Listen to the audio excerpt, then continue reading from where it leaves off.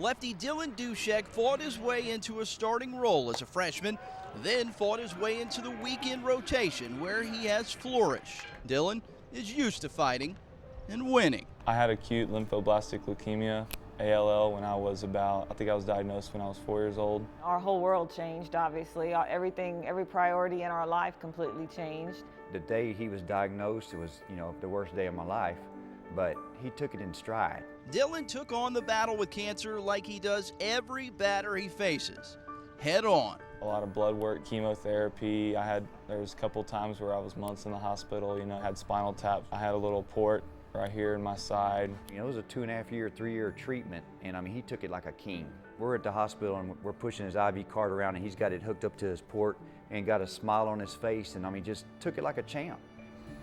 Like, I've been to I guess you could say, close death situation due to this, and I sometimes think people just take life for granted and don't think anything can happen to them. And even during his bout with cancer, baseball was still a big part of his life. If there was a ball around, Dylan was throwing it. His whole life, he's always wanted to play baseball.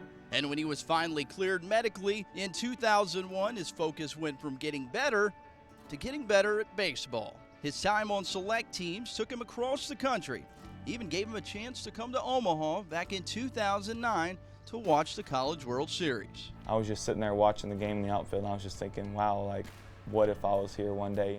And now, 5 years later, Dylan's back to play in the College World Series as a happy, healthy freshman All-American with a perfect 8-0 record and a perfect outlook on life.